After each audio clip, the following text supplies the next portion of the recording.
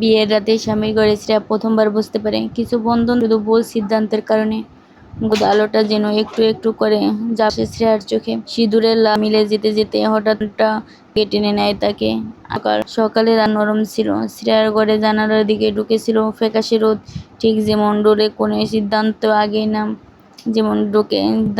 না বুঝে উজ্জ্বল না পার। হুমায়রা দত্ত খুঁড়ে পড়েছিলেন।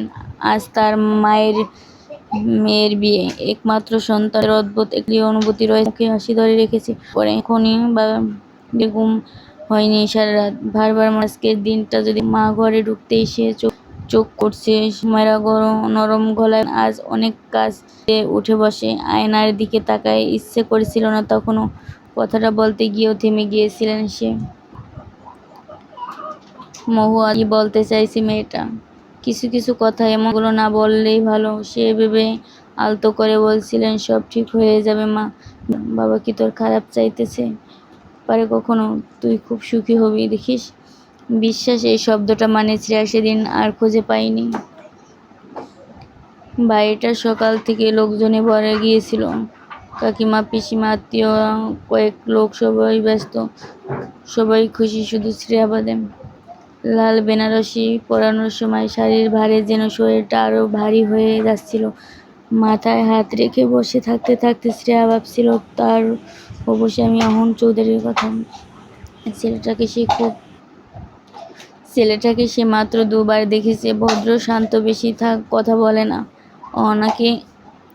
আহনকে শ্রেয়ার পছন্দ ছিল না, কিন্তু ভালোবাসা না, সেটা কখনো ছিল না। এই বিয়েতে রাজি হয়েছিল শুধু বাবার মুখের দিকে তাকিয়ে। আনিস দত্ত শ্রেয়ার কাছে বাবা মানে শক্ত পাথর, কখনো বেশি আদর করেনি, কিন্তু সিদ্ধান্ত কোনোদিনও টলেনি। এই বিয়েটাও তেমনি এক সিদ্ধান্ত। শ্রেয়া জানতো বাবার চোখে এই বিয়ে মানে নিরাপদ ও সম্মান, সামাজিক অস্থিরতা। আর শ্রেয়ার অনুভূতি, সেটা তো সব সময় ছিল হিসাবের বাহিরে। বিয়ের বাসরের আগে অনিশ দত্ত একবার আলাদা করে ডেকেছিলেন মেয়েকে। ভয় পাচ্ছিস? প্রশ্ন খুব সাধারণ ছিল। শ্রেয়ার মাথা নেড়েছিল। ভয় না বাবা, শুধু ঠিক জানি না। আনিস দীর্ঘশ্বাস ফেলেছিলেন। জীবনে সবকিছু বুঝে নিতে নেই, অনেক কিছুই মেনে নিতে হয়। শ্রেয়া আর কিছু বলেনি।